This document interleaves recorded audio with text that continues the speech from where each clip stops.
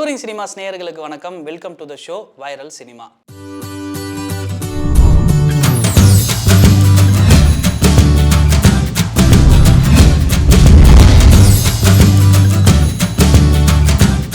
Jailer 2 படம் வந்து ரொம்ப நாளாக ஷூட் போயிட்டே இருந்தாங்க. எப்படா இந்த படம் வந்து ஷூட் முடிய போது, எப்போ வந்து ரிலீஸ் பண்ண போகிறாங்க அப்படின்னு ரசிகர் மத்தியில் ஒரு பெரிய எதிர்பார்ப்பு இருந்தது. அதை வந்து பூர்த்தி செய்கிற வகையில் தான் ஜெயிலர் பார்ட் 2 வந்து படத்தோட ஷூட்டிங் முடிஞ்சுது அப்படின்னு ஒரு போஸ்ட்டை வந்து ரிலீஸ் பண்ணாங்க. இது ரசிகர் மத்தியில் வந்து வரவேற்பு இருந்தாலும் ரசிகர்களுக்கு இடையிலே வந்து ஒரு சோகத்தையும் கிரியேட் பண்ணிருச்சு, ஒரு கியூரியாசிட்டியை கட் பண்ணிருச்சு அப்படின்னே வந்து சொல்லலாம். ஏன்னா அந்த போஸ்டரில் வசந்த் ரவி இருந்தார்.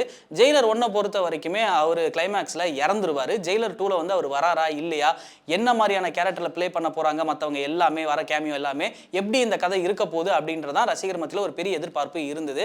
அதில் ஒரு எதிர்பார்ப்பை உடைச்ச மாதிரி வசந்த் ரவி இந்த படத்தில் இருக்காரு அப்படின்றத அந்த ஸ்டில்ஸ் மூலியமாக வந்து காட்டிட்டாங்க. ஸோ ஓவராலாக ஜெயிலர் 2 எப்படி இருக்க போகுது அப்படின்றத நம்ம பொறுத்திருந்து பார்ப்போம். ஆனால் இந்த கியூரியாசிட்டியை உடைச்சதில் ரசிகர்களுக்கு ஒரு மிகப்பெரிய வருத்தம் அப்படின்னே சொல்லலாம். சரி, ஜெயிலர் 2 என்ன ஒரு கதையாக இருக்க போகுது அப்படின்னு படம் ரிலீஸ்க்கு அப்புறமே வந்து நம்ம பார்த்துக்கலாம். ஸோ இப்போ ரிலீஸ் ஆக போகிற படம் அப்படின்னு வந்து சொன்னால் டாக்ஸிக். ஸோ இந்த படம் வந்து ரசிகர் மத்தியிலுமே ஒரு பெரிய எதிர்பார்ப்பு இருக்கு. ஏன்னா இந்த படத்தினுடைய டீசர் கிரியேட் பண்ண ஒரு இம்பாக்ட் வந்து ஒரு பெருசா வேர்ல்டு வைட்ல வந்து இந்த படத்துக்கான ஒரு எதிர்பார்ப்பை வந்து உருவாக்கிருச்சு அப்படின்னு சொல்லலாம். இந்த படத்தினுடைய கதை என்னவா இருக்கும் அப்படின்னு வந்து நான் சொல்ல வரல, அந்த படத்தினுடைய ஹீரோவே சொல்ல வந்திருக்காரு. அந்த படத்தினுடைய கதையை பற்றி ஒரு கோர் ஐடியாவை பற்றி அவர் சொல்லியிருக்காரு.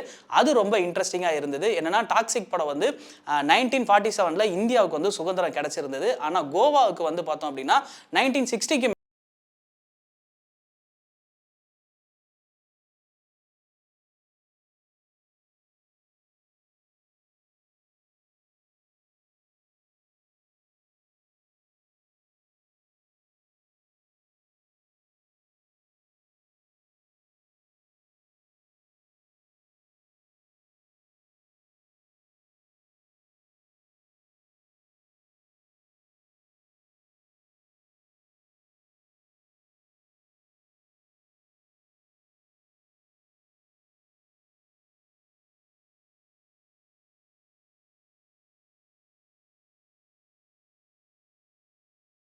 ஏப்ரல் 29 வந்து ரிலீஸ் ஆக போகிற படம் தான் கரை படத்தினுடைய ட்ரெய்லரும் வந்து ரசிகர் மத்தியில் ஒரு பெரிய எதிர்பார்ப்பு இருந்தது. என்னடா இன்னைக்கு ட்ரெய்லர் எதிர்பார்ப்பு படத்தோட எதிர்பார்ப்பு மட்டுமே பேசுகிறேன்னு நினைக்காதீங்க. ஏன்னா ஏகப்பட்ட எதிர்பார்ப்புகள் தமிழ் சினிமாவில் இருக்கனால நம்ம சொல்லி தான் ஆகணும். ஸோ கரை படத்தில் என்ன டிஃப்ரெண்ட்டாக இருக்க போகுது அப்படின்றத வந்து பார்த்தோம் அப்படின்னா தனுஷ் அவர்கள் இந்த படத்தில் கிரே ஷேடில் வந்து நடிச்சிருக்காரு அப்படின்னு வந்து சொல்கிறாங்க.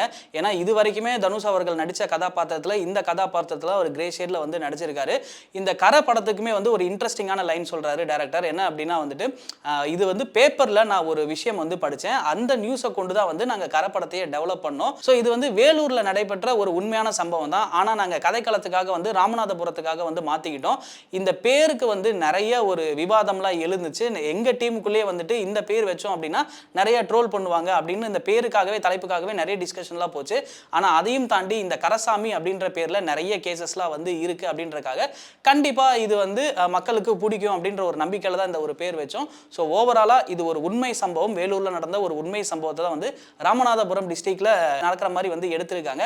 இதில் தனுஷ் அவர்கள் வந்து கிரே ஷேட்ல வந்து நடிச்சிருக்காரு. இது ஆடியன்ஸுக்கு பிடிக்குமா பிடிக்காதா அப்படின்ற ஒரு டவுட்டுமே வந்து டைரக்டருக்குமே வந்து இருந்திருக்கு. ஸோ படம் பார்த்த எல்லாருமே கண்டிப்பாக இதை அக்செப்ட் பண்ணிக்குவாங்க அப்படின்னு அவருமே நம்புறாரு. உதாரணமாக சொல்லணும் அப்படின்னா மங்காத்தால இப்போ அஜித் அவர்கள் நடிச்சிருப்பார் இல்லையா கிரே ஷேட்ல, அந்த மாதிரி தனுஷ் அவர்கள் இந்த படத்தில் ஒரு கிரே ஷேட்ல வந்து நடிச்சிருக்காரு. ஸோ அது எந்த அளவுக்கு ஆடியன்ஸுக்கு பிடிக்குது அப்படின்றத நம்ம பொறுத்து இருந்து பார்ப்போம். ஸோ அடுத்ததா கேஜிஎஃப் 1-2 வந்து ரசிகர்களிடையே வந்து நல்ல ஒரு ஹிட்டு. இதனுடைய பார்ட் 3 எப்போ வரும் அப்படின்னு தான் வந்து எல்லாருமே ஈகராக நம்ம வெயிட் பண்ணிக்கிட்டு இருக்கோம். பார்ட் 3 வருமா வராதா அப்படின்ற ஒரு டவுட்டை வந்து நிறைய பேர்த்துக்கு கிரியேட் பண்ணியிருந்தாலும் பார்ட் 3 இப்போ வராது அப்படின்றது ஸ்ட்ராங்காக வந்து சொல்லியிருக்காங்க. யார் சொல்லியிருக்காங்க அப்படின்னா அந்த படத்தினுடைய ஹீரோவே வந்து சொல்லியிருக்காரு. யஷ் வந்து இப்போ வந்து பார்த்தோம் அப்படின்னா டாக்ஸிக் படம் நடிச்சிட்டு இருக்காரு. அதை தொடர்ந்து வந்து ராமாயணம் 1-2 இதுலேயும் வந்து நடிக்க இருக்காரு. ஸோ இப்போ இந்த கமிட்மெண்ட்லாம் இருக்கனால இவருக்கு முடியறக்கே கிட்டத்தட்ட வருஷங்கள் நிறைய ஆகும் அப்படின்ற ஒரு காரணம். இன்னொன்று பிரசாந்த் நீலுமே வந்து பார்த்தோம்னா ஜூனியர் NTR ஒரு படம் வந்து பண்ணிட்டு இருக்காரு. ஸோ இவங்க 2 பேருமே மறுபடியும் இணையறது எடுக்கிறதுக்கான கேஜிஎஃப் 3 படத்துக்கான கண்டென்ட் இன்னும் ஸ்ட்ராங்காக அமையலை. அமைஞ்சதுக்கு அப்புறமே கேஜிஎஃப் 3 அமையும் அப்படின்னு வந்து யஷ் சொல்லியிருக்காரு. ஸோ நாங்கள் 2 பேருமே ஃபோனில் நல்லா தான் பேசிகிட்டு இருக்கோம். ஆனால் கேஜிஎஃப் 3 பற்றின டாக்ஸ் இப்போதைக்கு எங்களுக்குள்ளேயே இல்லை அப்படின்னு வந்து சொல்லியிருக்காரு.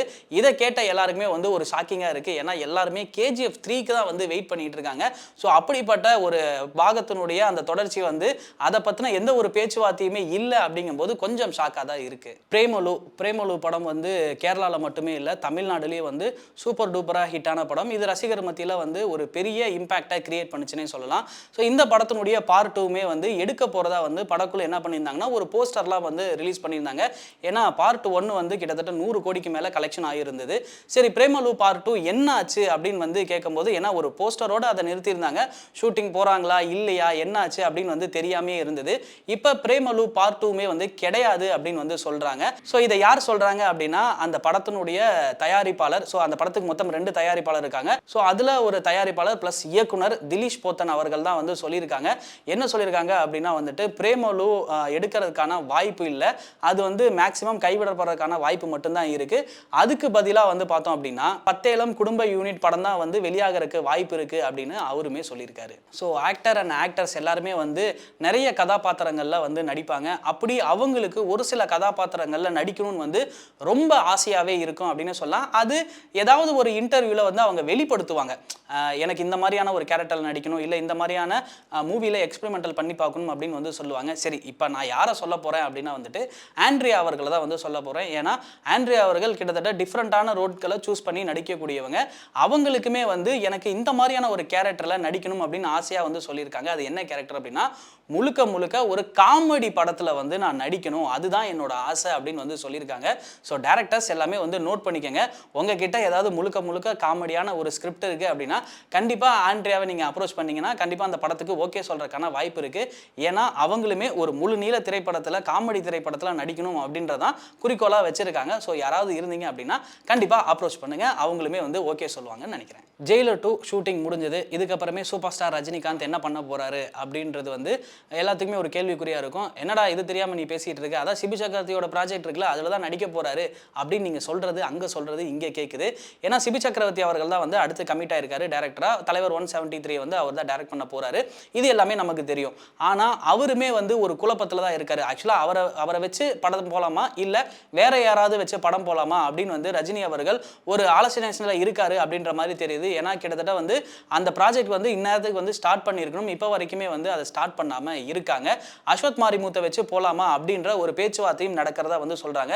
90% வந்து சிபி சக்கரவர்த்தி அவர்கள் இருக்காரு. ஆனால் அந்த மீதி 10% வந்து அஸ்வத் மாரிமுத்து இயக்கறதுக்கான வாய்ப்புமே வந்து இருக்குது. ஸோ இது எதனால் வந்து இண்டஸ்ட்ரிக்குள்ளே வந்து இந்த ஒரு டாக் ஆஃப் த டவுனாக இது இருக்குது அப்படின்னா வந்துட்டு ஏன்னா இந்நேரத்துக்கு இவங்க சொன்ன கமிட்மெண்ட்டுக்கு சிபி சக்கரவர்த்தி அவர்கள் வந்து இந்த படத்தை ஸ்டார்ட் பண்ணி போயிருக்கணும் சூப்பர் ஸ்டாரை வச்சு. ஆனால் இன்னுமே ஸ்டார்ட் பண்ணல. ரஜினி அவர்கள் சைடில் இருந்துமே வந்து நம்ம ஷூட்டிங்க்கு வந்து போகலாம் அப்படின்ற வந்து தெரியவும் படுத்தலை. ஸோ அதனால தான் வந்து ரஜினி அவர்கள் என்ன ஒரு மைண்ட் செட்டில் இருக்காரு அப்படின்னு யாருக்குமே தெரியலை. ஸோ ஒருவேளை சூப்பர் ஸ்டார் அவர்கள் வந்து சிபி சக்கரவர்த்தி வச்சு போகலாம் அப்படின்னா அவர் டைரக்ஷனில் வந்து கண்டினியூ பண்ணுவார். இல்லை நம்ம அஸ்வத் மாரிமுத்தை வச்சு போகலாம் அப்படின்னு டிசைட் பண்ணார் அப்படின்னா அஸ்வத் மாரிமுத்து அவர்கள் தான் வந்து தலைவர் 173 வந்து டைரக்ட் பண்ண போகிறாரு. ஸோ இது 2 பேருமே இல்லாமல் வேற ஒருத்தர் வரதுக்கான வாய்ப்பு இருக்குது. இது எல்லாமே யார் கையில் இருக்குது அப்படின்னா சூப்பர் ஸ்டார் அவர்கள் கையில் தான் இருக்குது. ஸோ ஓவராலாக சிபி சக்கரவர்த்தியா அஸ்வத் மாரிமுத்தா அப்படின்றத நம்ம பொறுத்திருந்து பார்க்கலாம். ஸோ சாய் அபயங்கர் இப்போ ரீசெண்டாக நிறைய ஆல்பம்லாம் கொடுத்து நிறைய படங்களில் வந்து மியூசிக் பண்ணிகிட்டு இருக்காரு. ஸோ அவர் ஹீரோவாக அறிமுகமாக போகிறாரு அப்படின்னு தான் நேற்றுலேருந்து வைரலாக ஒரு நியூஸ் வந்து ஸ்ப்ரெட் ஆகிட்டு இருக்கு.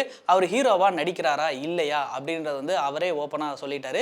இந்த டவுட் ஏன் கிரியேட் ஆச்சு அப்படின்னு ஃபஸ்ட்டு நம்ம வந்து சொல்லிடலாம். ஏன்னா ஏஜிஎஸ் ப்ரொடக்ஷன் என்ன பண்ணியிருந்தாங்க அப்படின்னா அவரோட ஃபோட்டோவை போட்டு இந்த மாதிரி நெக்ஸ்ட் ப்ராஜெக்ட்டில் வந்து நீங்கள் கமிட் ஆகிருக்கிறது ரொம்ப ஹாப்பின்னு சொல்லிட்டு ஒரு ஹேஷ்டேக்கோட போட்டிருந்தாங்க. அதில் அவர் வந்துட்டு மியூசிக் பண்ணுறாரா இல்லை ஹீரோவாக நடிக்கிறாரான்னு சொல்லாமல் மொட்டையாக ஒரு விஷஸ் மட்டும் போட்டனால ரசிகர் மத்தியில் ஒரு குழப்பம் வந்து ஏற்பட்டுருச்சு.